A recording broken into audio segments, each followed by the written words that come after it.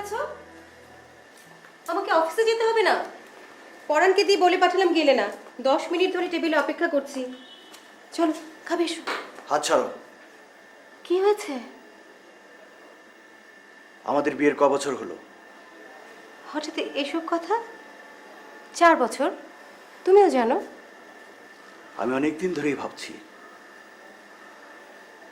আমার মনে হয় আমাদের ডিভোর্স হয়ে যাওয়া উচিত। ডিভোর্স? ও, তুমি জাহিদ ভাইকে নিয়ে আমাকে সন্দেহ করো, কিন্তু উনি শুধুই আমার কলিগ, আমার বন্ধু, আর কিছুই নয়। ওটা আমার কাছে কোনো ব্যাপার না। তাহলে কোনটা ব্যাপার? সিদ্ধান্তটা আমার এই মুহূর্তের না, আমি অনেকদিন ধরেই ভাবছি।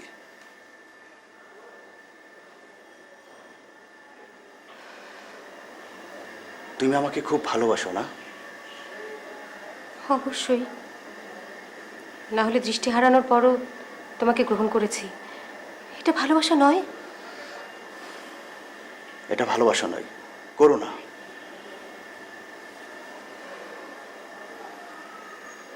জীবনের এমন কোনো পরীক্ষা নেই যেখানে আমি ভালো রেজাল্ট করিনি। ইউনিভার্সিটিতে আর্কিটেকচারে পাশ করলাম, সেখানেও সেকেন্ড হয়েছি। কিন্তু 2 বছর যেতে না যেতেই দুর্ঘটনায় আমার চোখ দুটো চলে গেল। কি লাভ হলো এসব অর্জন করে?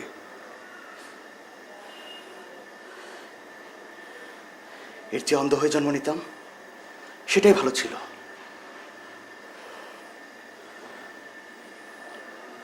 যাদের দৃষ্টি আছে তাদের দৃষ্টি সম্পন্ন লোককেই বিয়ে করা উচিত।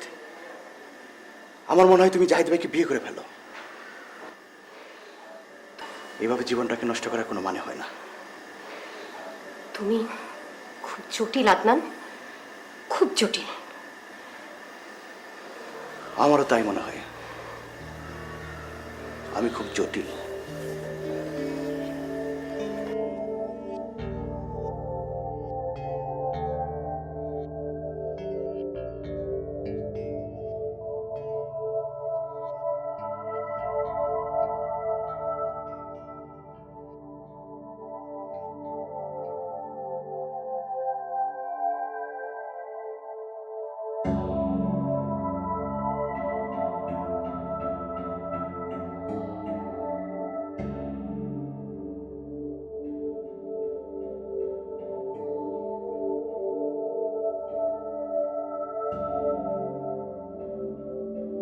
আপা, আপা, ভাইজান মনে হয় ছাদ লাভ দিতেছে।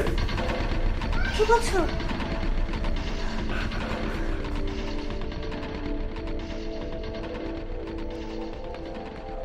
আদনান, আদনান! এক পাও এগোবে না। এগোনোর চেষ্টা করলে আমি এক্ষুনি লাফিয়ে পড়বো। আচ্ছা আচ্ছা, এগোবো না। চালাকি করার চেষ্টা করো না। চালাকি করে তুমি হয়তো আমাকে এখান থেকে উদ্ধার করতে পারবে, কিন্তু এভাবে আর কতদিন? যে কোনো মুহূর্তে আমার জীবনের শেষ মুহূর্ত হতে পারে। কিন্তু তুমি ওখানে দাঁড়িয়ে আছো কেন? কেন দাঁড়িয়ে আছি বোঝো না? আমি দুভাবে মুক্তি পেতে পারি, এখান থেকে ছাপিয়ে পড়ে, না হয় তোমার জীবন থেকে সরে গিয়ে। এখন তুমিই সিদ্ধান্ত নাও, কোনটা তুমি চাও।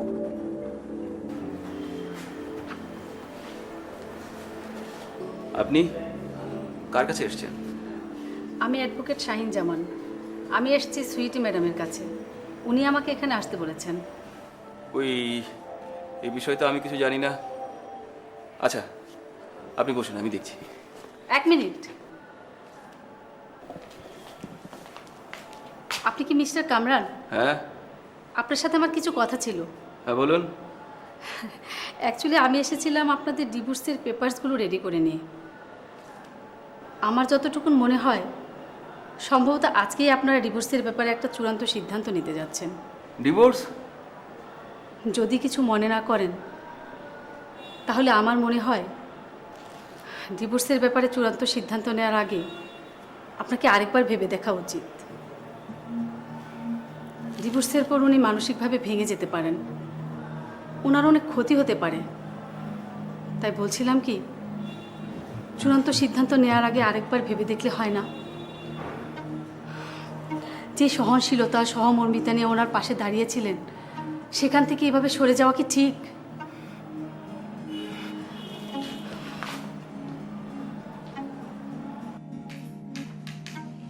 না, এভাবে আর থাকা যায় না। তোমার সঙ্গে ঘর করা সম্ভব নয়। প্লিজ তুমি একটু থামো। ভণ্ড, চিট, কোনো কাজ করো না, ঘরে বসে বসে শুধু খাচ্ছ আর বাইরে গিয়ে ফুর্তি করছো। মনে হচ্ছে সব কিছু তুমি দেখতে পাও। আমি দেখতে পাই না সত্য, কিন্তু নিজের কানকেও তো আর অবিশ্বাস করতে পারি না। ফোনে লতার সঙ্গে তোমার সমস্ত নোংরা কথাগুলো আমি শুনেছি। প্লিজ তুমি একটু থামো। তোমার সঙ্গে আমি এইসব বিষয়ে এখন কথা বলতে চাই না। অ্যাকাউন্টস ম্যানেজার আমাকে সমস্ত কথা খুলে বলেছে। গতকালকেও তুমি অ্যাকাউন্টস থেকে 9 লক্ষ টাকা তুলেছো। কি তোলনি? না মানে ওটা আমি জিসানের বাবাকে ধার দিয়েছি, 7 দিনের মধ্যে ফেরত দিয়ে দিবে। চুপ করো। মিথ্যে কথা বলতে বলতে এটা অভ্যাসে পরিণত হয়েছে। আমার দৃষ্টিহীনতার সুযোগ পেয়ে এত আরাম আয়ের সত্ত্বেও দিনের পর দিন আমাকে ঠকিয়েছো। প্লিজ প্লিজ লক্ষ্মী, তুমি একটু থামো। এই অ্যাডভোকেটকে বলো চলে যেতে প্লিজ। আমি ভেবে চিন্তে এই সিদ্ধান্ত নিয়েছি। এই সিদ্ধান্ত আর পরিবর্তন হবে না।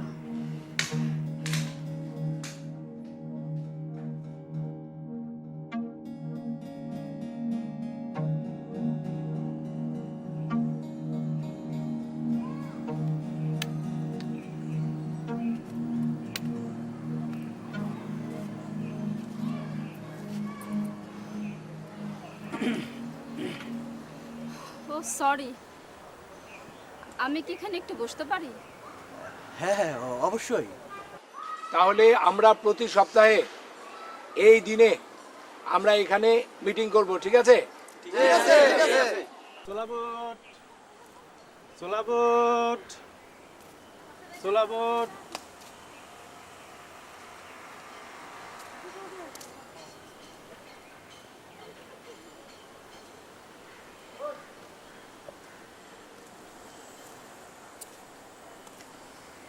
স্যার সোলাবুট খাইবেন? না। আপনি?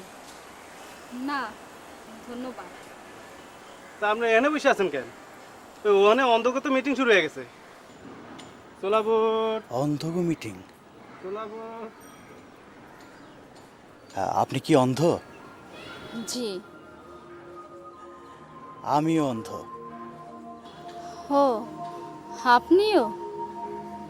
স্যার এই যে খোড়াটা দেখতেছেন স্যার, এই খোড়াটার মধ্যে স্যার ভাত সিদ্ধ করি, আলু সিদ্ধ করি, বেগুন সিদ্ধ করি, এটার মধ্যে আবার আমরা খাই। এই খোড়াটাই আমাকে সংসার স্যার। জানেন, আমি ঠিক এই সময় প্রতিদিন এই জায়গাতেই বসি। আমি আজকে প্রথম পার্কে এলাম। আমার মনটা খুব খারাপ, তো তাই ভাবলাম পার্কে যেয়ে একটু ঘুরে আসি। কেন? আমাকে কি বলা যাবে? আজ আমার স্বামীর সাথে ডিভোর্স হয়ে গেছে। কি বলছেন আপনি? হ্যাঁ,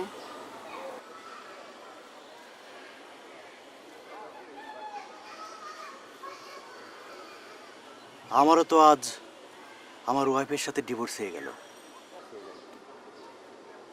কি বলছেন? আশ্চর্য।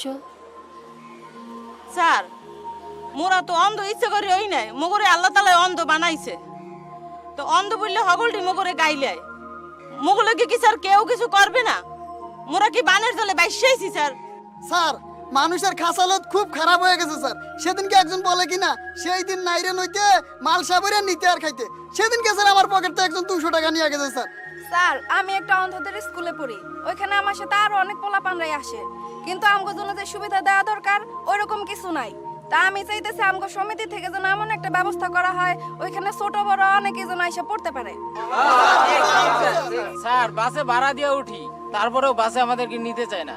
স্যার, চোখালা মানুষ বড় খারাপ স্যার। বাসে আমাদের জন্য সিট বরাদ্দ আছে স্যার, তারপরে আমাদের সিটে বসতে দেয় না স্যার।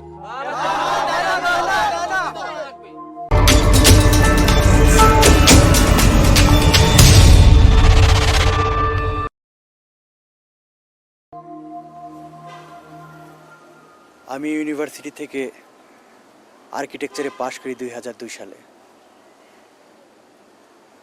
পাশ করা 2 মাসের মধ্যেই একটা সড়ক দুর্ঘটনায় আমি চোখ দুটো হারিয়ে ফেলি। পত্রিকায় আমার ছবি বড় করে ছাপানো হলো। ছবি দেখে এক মেয়ে সবকিছু জেনে শুনেও আমাকে বিয়ে করতে রাজি হয়। আমরা বিয়ে করলাম। ও একটা এনজিওতে চাকরি করত। ওর টাকাতেই আমাদের সংসার চলত। কিন্তু তখন বুঝিনি, এখন বুঝি। আসলে সহানুভূতি দিয়ে জীবন চলে না। আমার বাবা একজন বড় ব্যবসায়ী ছিলেন। তিনি অঢেল সম্পত্তির মালিক ছিলেন। আমি তার একমাত্র সন্তান। আমি জন্ম থেকেই অন্ধ। বাবার একটাই ইচ্ছে ছিল আমাকে ভালো একটি ছেলের সাথে বিয়ে দেওয়া। সে অনুযায়ী একটি ভালো ছেলের সাথে আমার বিয়ে হয়। বিয়ের আগে অবশ্য খুব ভালোই মনে হয়েছিল। বিয়ের পরও কিছুদিন ভালোই কেটেছিল আমাদের সংসার, কিন্তু ধীরে ধীরে তার রূপ পরিবর্তন হতে লাগলো। আমাদের সমস্ত সম্পত্তি আত্মসাৎ করার জন্য এমন কোনো কাজ নেই যা সে করেনি। ব্যাপারটা একেবারেই অসহ্যের পর্যায়ে পৌঁছেছিল। তাই সিদ্ধান্ত নিলাম আর নয়। তাই আজ আমাদের ডিভোর্স হয়ে গেল।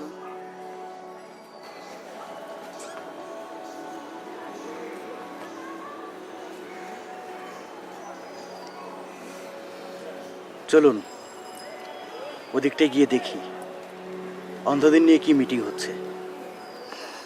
হ্যাঁ, চলুন।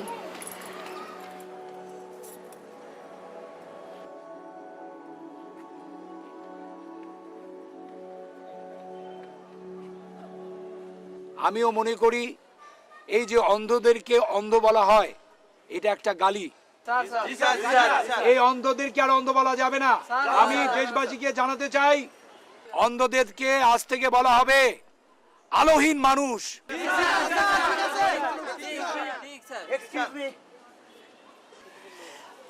আমরা কি আপনাদের সাথে জয়েন করতে পারি? অবশ্যই। Thank you. আমি আদনান। আমি সুইটি। স্যার, আমি খবর নিয়েছি সমাজ কল্যাণ অধিদপ্তর থেকে এটাকে রেজিস্ট্রেশন না করে আমরা যদি এটাকে জয়েন্ট স্টক বিজনেসের মাধ্যমে করি তো আমার মনে হচ্ছে অনেক বেশি ভালো হবে। এটা কেন মনে হচ্ছে আপনার? কারণ বিষয়টার সাথে অনেক বড় একটা ব্যবসায়িক সম্পর্ক জড়িত। ও হ্যাঁ হ্যাঁ, সেটা অবশ্য কথা। তাহলে আমি যে নামটা দিয়েছিলাম অন্তর্দৃষ্টি, সেটা কি হবে? সেটাও ঠিক আছে স্যার, তবে আমার মনে হচ্ছে অন্তর্দৃষ্টির সাথে প্রাইভেট লিমিটেড শব্দটা যুক্ত হলে অনেক বেশি ভালো হয়। তার মানে দাঁড়াচ্ছে অন্তর্দৃষ্টি প্রাইভেট লিমিটেড। জি স্যার। তাহলে একটা কাজ করা যায়, আমাদের সমিতির সদস্যদের মধ্য থেকে আমরা এরকম বেছে শিক্ষিত এডুকেটেড যারা আছে তাদের থেকে আমরা আরও 8-9 জনকে বোর্ডে ডিরেক্টর বানিয়ে দিই, আর বাকিদের সবাইকে সদস্য হিসেবে শেয়ার হোল্ডার হিসেবে রেখে দিলাম। তো আমাদের টোটাল 30 জনের মতো ছিল, এখন আরও 2 জন বেড়েছে। তবে একটা জিনিস কিন্তু আপনার খেয়াল রাখতে হবে, সেটা হলো যে আমরা যারা বোর্ডের ডিরেক্টর থাকব এবং সবার কিন্তু শেয়ার সেম থাকতে হবে, অর্থাৎ আমাদের প্রত্যেকের শেয়ার সমান। আমি চাই একটা শিল্প বা ইন্ডাস্ট্রিয়াল সেক্টরকে নিয়ে থাকতে। আপনি তো জানেন আলোহীন যারা, তারা তো দেখা যায় এমন অনেক কিছু করতে পারবে না, কিন্তু তাদের শক্তিটাকে আমরা ব্যবহার করতে চাই। ধরেন এমন একটা প্রজেক্ট করলাম যেখানে তাদের এই শারীরিক শক্তিকে তারা কাজে লাগাতে পারবে। হাততালি।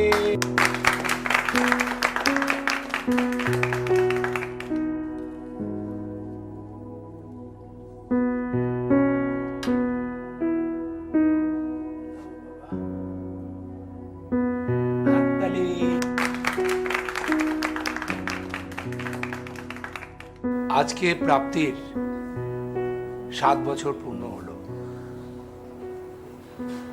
এরকম একটা দিনে ও জন্ম নিয়েছিল, তবে জন্ম অন্ধ হয়ে। ও আপনাদের মতো আলোহীন। ওর মাও ছিল জন্মান্ধ। আজ থেকে 4 বছর আগে ওর মা ওকে ছেড়ে চলে গেছে। উনি আর বেঁচে নেই। ওর মা পৈতৃক সূত্রে অনেক সম্পত্তি মরে যাওয়ার সময় রেখে গেছে। আপনারা জানেন,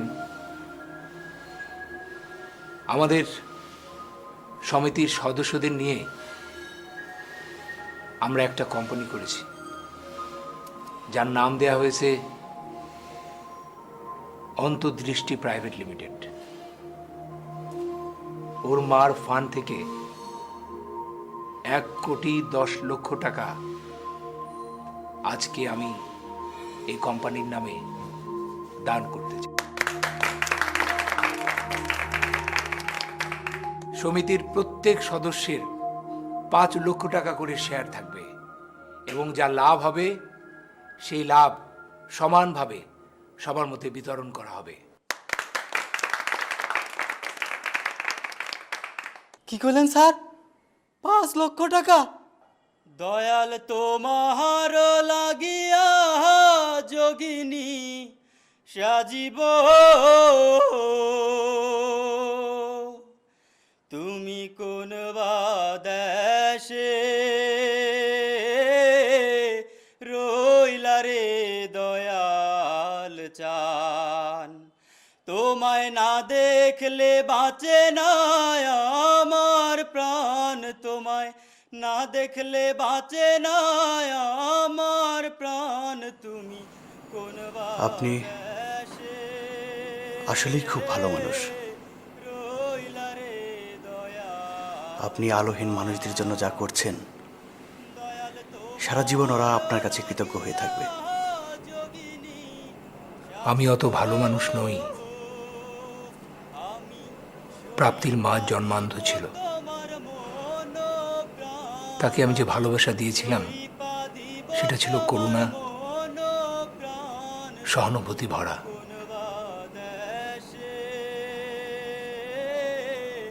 প্রাপ্তি হবার পর যখন বুঝলাম ও জন্মান্ধ,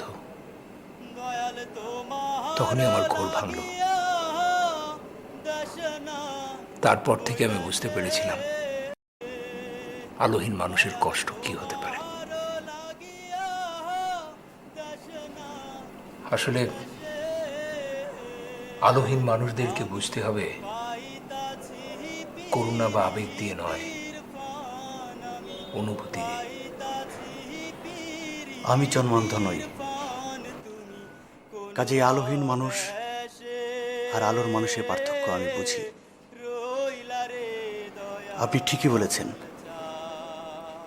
আলোহীন মানুষকে বুঝতে হবে আবেগ বা করুণা দিয়ে নয়, অনুভূতি দিয়ে।